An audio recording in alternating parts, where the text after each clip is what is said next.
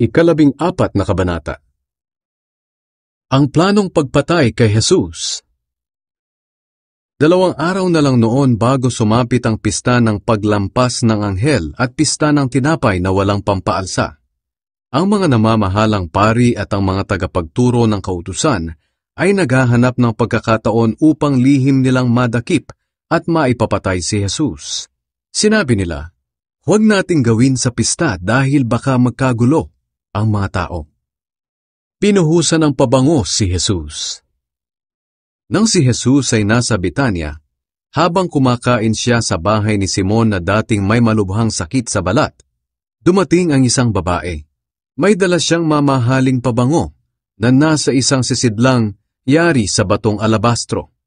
Ang pabangong ito ay puro at mula sa tanim na nardo.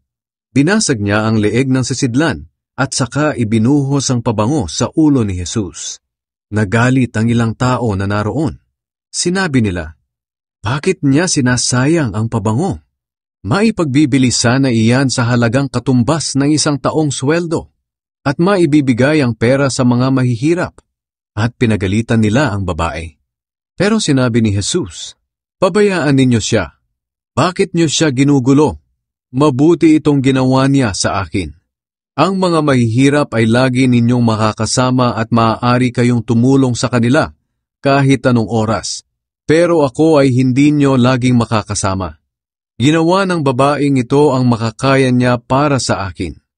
Binuhusan niya ng pabango ang katawan ko bilang paghahanda sa aking libing. Sinasabi ko sa inyo ang totoo, kahit saan man ipapangaral ang magandang balita sa buong mundo, ipapahayag din ang ginawa niyang ito sa akin bilang pag-alala sa kanya." Nakipagkasundo si Judas sa mga kaaway ni Jesus.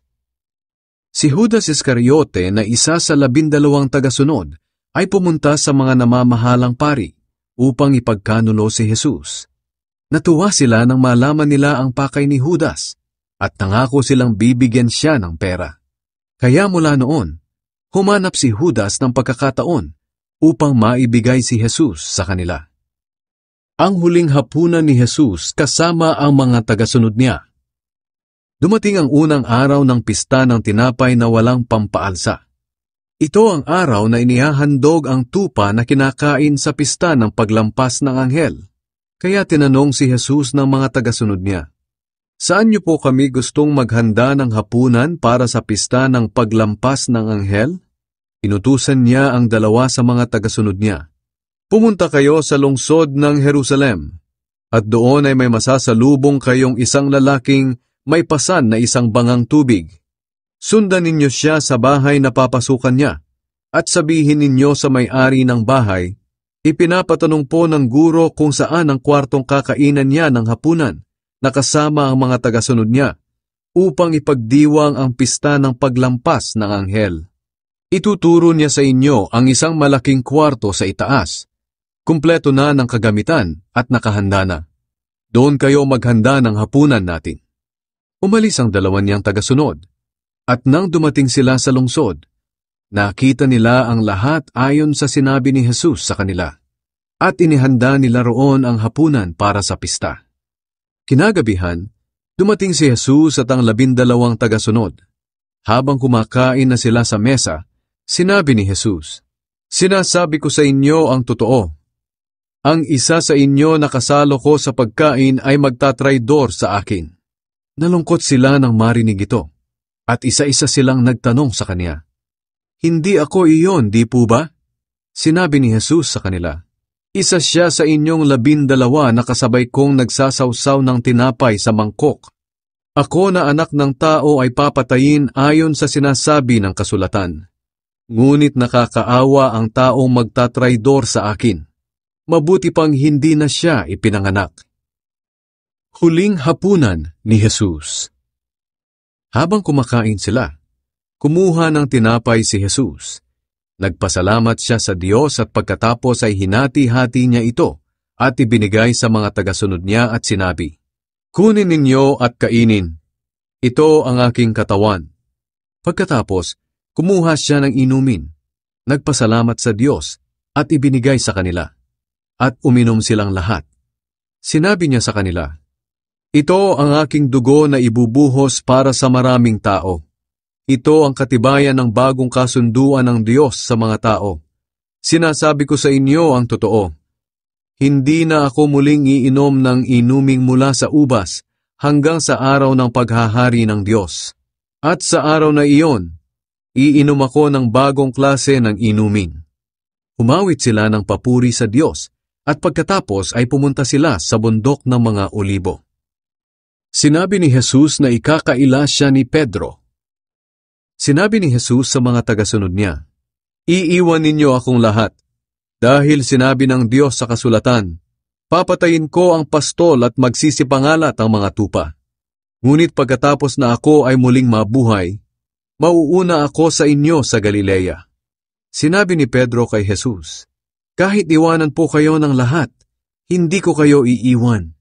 Sinagot siya ni Jesus, "Sinasabi ko sa iyo ang totoo. Bago tumilaok ang manok ng pangalawang beses ngayong gabi, 3 beses mong ikakaila na kilala mo ako." Pero iginiit pa rin ni Pedro, "Hinding-hindi ko kayo ikakaila, kahit napatayin pa akong kasama ninyo." At ganoon din ang sinabi ng iba pa niyang kasamahan. Nanalangin si Jesus sa Getsemane. Pagkatapos, pumunta sila sa isang lugar na tinatawag na Getsemane. Pagdating nila roon, sinabi ni Jesus sa kanila, "Maupo kayo rito habang nananalangin ako." Isinaman niya sina Pedro, Santiago at Juan sa di kalayuan. Balisang-balisa at nababahala si Jesus. Sinabi niya sa kanila, "Para akong mamamatay sa labis na kalungkutan. Dito lang kayo at magpuyat." Lumayo siya ng kaunti, lumuhod sa lupa at nanalangin na kung maaari, ay huwag na niyang danasin ang paghihirap na kanyang haharapin. Sinabi niya, "Ama, magagawa niyo ang lahat ng bagay. Kung maaari, ilayo niyo sa akin ang mga paghihirap na darating. Ngunit hindi ang kalooban ko ang masunod, kundi ang kalooban ninyo." Binalikan ni Jesus ang 3 niyang tagasunod, at dinatnan silang natutulog. Sinabi niya kay Pedro, "Simon, natutulog ka ba? Hindi ka ba makapagpuyat kahit 1 oras lang?" At sinabi niya sa kanila, "Magpuyat kayo at manalangin para hindi kayo madaig ng tukso. Ang espiritu ay handang sumunod, ngunit mahina ang laman." Muling lumayo si Jesus at nanalangin. Ganoon pa rin ang kanyang dalangin. Pagkatapos, muli niyang binalikan ang mga tagasunod niya, at nadatnan na naman niya silang natutulog, dahil antok na sila. At nang gisingin sila ni Jesus, nahiya sila at hindi nila alam kung ano ang sasabihin nila kay Jesus. Sa 2 pagbalik ni Jesus, sinabi niya sa kanila, "Natutulog pa rin ba kayo at nagpapahinga? Tama na iyan. Dumating na ang oras na ako na anak ng tao ay pagkakanulo sa mga makasalanan. Tayo na. Narito na ang nagtatraidor sa akin." Ang pagdakip kay Jesus. Nagsasalita pa si Jesus nang biglang dumating si Judas na isa sa 12 tagasunod. Marami siyang kasama na armado ng mga espada at pamalo. Isinugo sila ng mga namamahalang pari, mga tagapagturo ng kautusan at ng mga pinuno ng mga Hudyo. Ganito ang palatandaan na ibinigay ng traidor na si Judas sa mga huhuli kay Jesus. "Ang babatiin ko sa pamamagitan ng isang halik ang siyang pakay ninyo. Dakpin ninyo siya at dalhin, at bantayang mabuti." Kaya nang dumating si Judas, agad siyang lumapit kay Jesus at bumati, "Guro!" Sabay halik sa kanya. At dinakip agad ng mga tao si Jesus. Bumunot ng espada ang isa sa mga tagasunod ni Jesus at tinaga ang alipin ng punong pari, at naputol ang tainga nito. Sinabi ni Jesus sa mga humuli sa kanya, "Isa ba akong tulisan? Bakit kailangan pa ninyong magdala ng mga espada at mga pamalo para dakpin ako? Araw-araw ay nasa templo ako at nagtuturo, at naroon din kayo. Bakit hindi ninyo ako dinakip? Ngunit kailangang mangyari ito upang matupad ang sinasabi ng kasulatan tungkol sa akin." Iniwan siya noon din ng mga tagasunod niya at nagsitakas sila. May isang binata roon na sumunod kay Jesus na nakabalabal lang ng telang linen. Dinakip din siya ng mga sundalo, Pero nakawala siya at tumakas ng hubad dahil nahawakan nila ang kanyang balabal. Dinala si Jesus sa korte ng mga Hudyo. Dinala nila si Jesus sa bahay ng punong pari.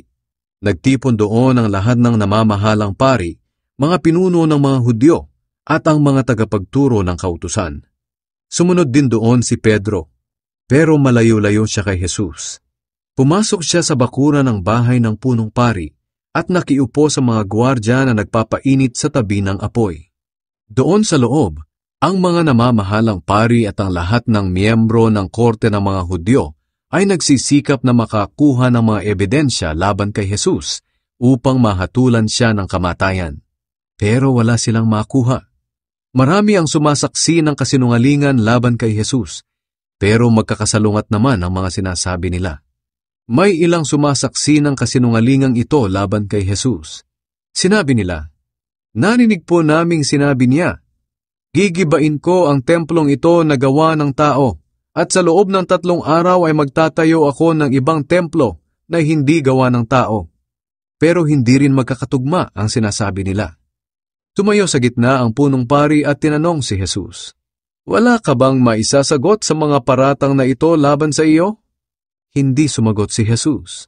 Kaya tinanong siyang muli ng punong pari, "Ikaw ba ang Kristo na anak ng kapuri-puring Diyos?" Sumagot si Jesus, "Ako nga, at ako na anak ng tao ay makikita ninyong nakaupo sa kanan ng makapangyarihang Diyos. At makikita rin ninyo ako sa mga ulap na paparating dito sa mundo." Nang marinig ito ng punong pari, pinunit niya ang kanyang damit sa galit at sinabi, "Hindi na natin kailangan ng mga saksi. Narinig ninyo ang paglapastangan niya sa Diyos. Ano ngayon ang hatol ninyo?" At hinatulan nila si Jesus ng kamatayan. Dinuraan siya ng ilang naroon. Piniringan din siya at sinuntok at tinanong, "Sige nga, hulaan mo kung sino ang sumuntok sa'yo?" Pagkatapos, kinuha siya ng mga gwardya at pinagbubugbog. Ipinagkaila ni Pedro na kilala niya si Jesus. Nang si Pedro ay nasa loob pa ng bakuran, dumaan ang isang babaeng utusan ng punong pari. Nang makita niya si Pedro na nagpapainit malapit sa apoy, tinitigan niya ito at sinabi, "Kasama ka rin ni Jesus na taga Nazaret, hindi ba?" Pero itinanggi ito ni Pedro. "Hindi ko alam ang sinasabi mo." Pagkatapos, umalis siya roon at pumunta sa may labasan, at noon din ay tumilaok ang manok. Nakita na naman siya roon ng babaeng utusan, kaya sinabi ng babae sa mga taong naroon, "Ang taong iyan ay isa rin sa mga kasamahan ni Jesus." Pero muling itinanggi ito ni Pedro. Maya-maya sinabi ng mga taong naroon, "Isa ka nga sa mga kasamahan niya, dahil taga Galilea ka rin." Pero sumumpa si Pedro, "Kahit mamatay man ako, hindi ko talaga kilala ang taong sinasabi ninyo." Noon din ay muling tumilaok ang manok, at naalala ni Pedro ang sinabi sa kanya ni Jesus, "Bago tumilaok ang manok ng 2 beses, 3 beses mong ikakaila na kilala mo ako." At humagulgol siya.